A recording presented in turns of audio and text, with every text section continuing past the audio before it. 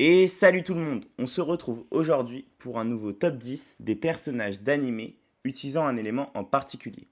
Et cette fois-ci, l'élément que vous m'avez tous demandé en commentaire, c'est le poison. Du coup, vous me connaissez, je me suis empressé de vous préparer ce petit top 10 des utilisateurs de poison. Avant de commencer, je voudrais rappeler que ce top 10 est subjectif, c'est juste mon avis. Maintenant que j'ai précisé ça, je peux commencer. Allez, c'est parti. Pour commencer, en 10e place, j'ai choisi de placer Sushi Mambavaran, qui est un personnage de l'anime L'école des petites sorcières. Je pense qu'on la connaît tous, car Sushi est une sorcière très excentrique qui adore tester toutes sortes de substances toxiques. En effet, elle est fascinée par les potions et les ingrédients mortels, ce qui lui a permis de développer une expertise unique dans ce domaine. C'est une jeune sorcière, introvertie et énigmatique, avec son petit côté mystérieux qu'on aime tous.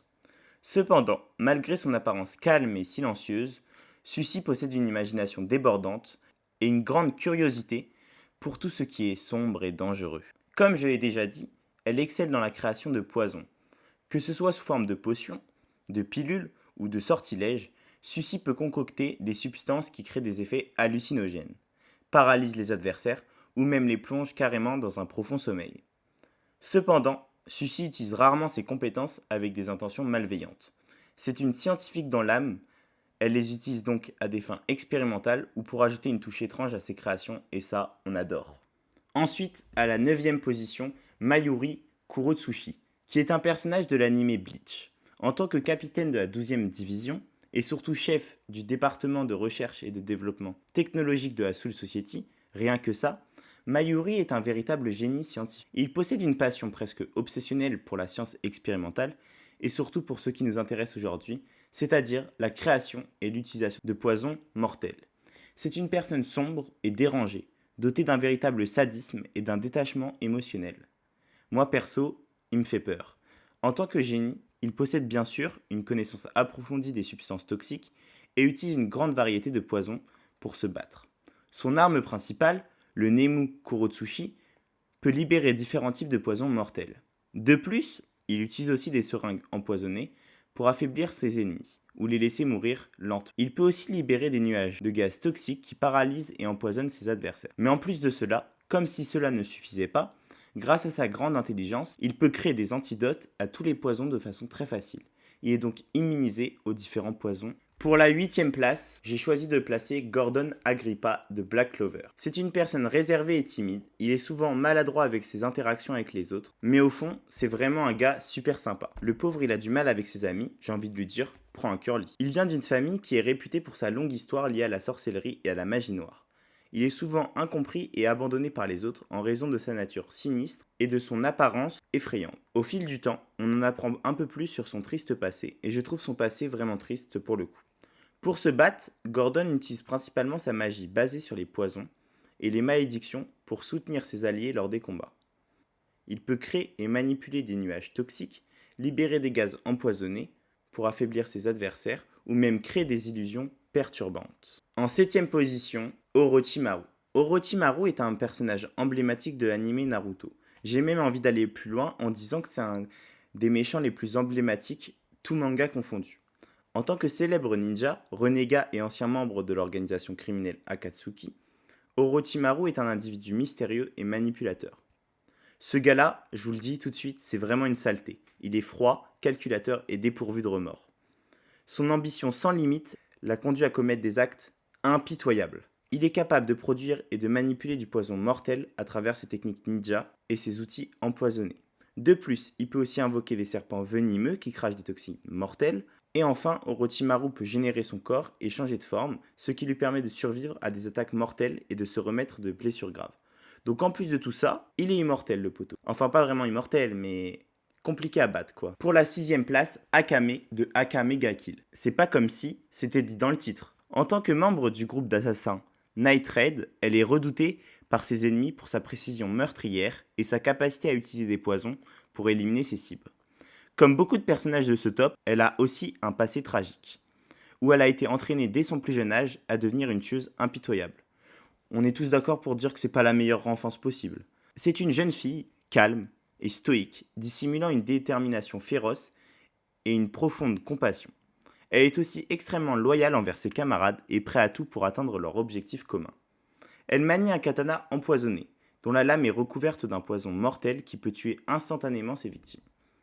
De plus, Akame est une combattante hautement compétente, rapide, discrète, agile, capable de manœuvrer avec précision pour infliger des coups mortels avec sa lame empoisonnée. En cinquième position, donc à la moitié de ce top, Shinobu Kocho de Demon Slayer. Elle est connue pour être un membre important des pourfendeurs de démons. C'est une femme très douce et enjouée. Elle cache toutefois une profonde rancune envers les démons en raison de son triste passé. Les capacités empoisonnées de Shinobu sont redoutables.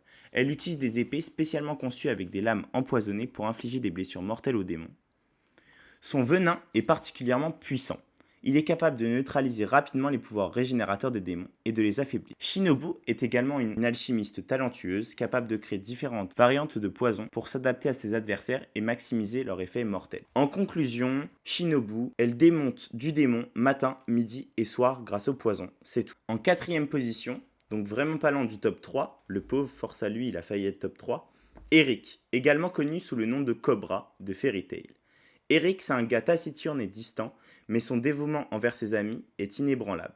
En gros, faut être son ami quoi. Il possède également une grande passion pour les serpents. La preuve, son meilleur ami, c'est carrément un serpent géant. En ce qui concerne sa capacité empoisonnée, Eric est capable de manipuler le poison à volonté. Son pouvoir lui permet de générer du venin grâce à sa magie de chasseur de dragons empoisonné à partir de tout son corps. Il est aussi ami avec un serpent géant, comme je l'ai déjà dit, qui lui aussi peut balancer du venin mortel. En gros, quand on s'attaque à Eric, on s'attaque à deux personnes, un humain et un serpent géant, qui peuvent tous les deux nous empoisonner. La maîtrise d'Eric dans l'art du poison fait de lui un adversaire redoutable, capable de neutraliser ses ennemis sans même les toucher physiquement. Son habileté à manier le venin lui permet d'attaquer à distance, rendant difficile pour ses adversaires de le toucher. En plus de cela, il peut deviner les coups que nous allons faire en lisant dans notre esprit. En troisième position, donc sur le pied du podium, Magellan de l'anime One Piece. En tant que directeur de la prison d'Impel Down, c'est une personne très redoutée et très puissante. Il n'hésite pas à tabasser ses propres prisonniers, c'est pour vous dire. Et honnêtement, je pense que c'est le directeur de prison le plus stylé, tout manga confondu. Magellan est un homme autoritaire et impitoyable, prêt à tout pour maintenir l'ordre et empêcher les évasions. Les pouvoirs empoisonnés de Magellan sont puissants. Il peut produire et manipuler diverses substances toxiques, constituant un véritable arsenal mortel de poison. Son venin est si dévastateur qu'il peut causer des dommages internes à ses ennemis. Magellan est capable de paralyser ses adversaires avec une précision mortelle, les rendant incapables de se défendre. Il est aussi capable de lancer des attaques à distance, rendant difficile pour ses ennemis de l'approcher. Il peut aussi manipuler son poison pour qu'il prenne la forme, je pense par exemple à la technique Hydra. Cette combinaison de puissance brute et de stratégie fait de Magellan un utilisateur de poison redoutable. En deuxième position, j'ai voulu vous surprendre et je vous ai mis un personnage que j'apprécie énormément, Ectoplasma. Ectoplasma est l'un des Pokémon les plus emblématiques de Sacha dans la série Pokémon. Tout d'abord, il a forcément sa place dans ce top, car c'est un Pokémon de type spectre et poison. Sa sinistre apparence et son sourire malicieux cachent un esprit farceur et joueur. C'est tout simplement le Pokémon le plus farceur et le plus joueur que je connaisse. L'histoire d'Ectoplasma est forcément liée à Sacha et à ses aventures. Il a évolué avec le temps pour devenir un Ectoplasma vraiment badass. Ectoplasma est connu pour son habilité à se dissimuler dans l'ombre, ce qui lui permet de jouer des tours à ses adversaires. Les capacités empoisonnées d'Ectoplasma sont basées sur son pouvoir de produire et de manipuler du poison. Il peut projeter des attaques toxiques qui empoisonnent ses adversaires, utiliser des techniques qui causent des dommages progressifs à ses adversaires. Et en plus de cela, Ectoplasma possède également des techniques dues à son type spectre, telles que l'hypnose et l'absorption d'énergie vitale. Et le grand gagnant de ce top, l'utilisateur de poison ultime selon moi, le GOAT des GOAT, Coco, qui est un personnage de l'anime Toriko. Déjà pour commencer, je profite de ce moment pour faire de la pub à Toriko parce que c'est un manga vraiment top. Donc, Coco, célèbre pour sa maîtrise du poison, est un chasseur d'ingrédients et membre de l'équipe de Toriko. Il est spécialisé dans la recherche et l'utilisation de substances toxiques. Coco est une personne calme et réfléchie. Il est souvent perçu comme étant froid et distant, mais il se révèle être un allié loyal quand on le connaît bien. Sa connaissance approfondie des poisons en fait un atout précieux lors des combats, car il peut analyser et neutraliser les toxines avec précision. Faut dire que Coco, il a à l'intérieur de lui des milliards et des milliards de toxines, et que du coup son corps produit des vaccins automatiquement. Il est donc immunisé à tous les poisons, tous, même ceux qui sont encore inconnus pour l'instant. Donc il mérite bien sa première place, je pense qu'on est d'accord. Il est capable de générer des sphères de poison et de les lancer sur ses ennemis. Ces sphères de poison peuvent provoquer des effets variés tels que la paralysie, la confusion ou même carrément l'affaiblissement, entraînant les adversaires vulnérables à ses attaques. Coco utilise son expertise en poison de manière tactique lors des combats. Il est capable de manipuler les propriétés toxiques de son environnement et de son corps pour les transformer en armes redoutables. Voilà, on est arrivé à la fin de ce top 10. Comme d'habitude, si j'ai oublié des personnages en rapport avec le poison que vous aimez, n'hésitez pas à me le dire en commentaire. Mais le plus important, c'est surtout de me dire en commentaire le prochain élément que vous voudriez que je traite en top 10. Et bien entendu, si la vidéo vous a plu, n'oubliez pas de vous abonner, d'activer la cloche pour ne rien manquer, de lâcher un petit like et de partager pour le soutien. Allez, à plus!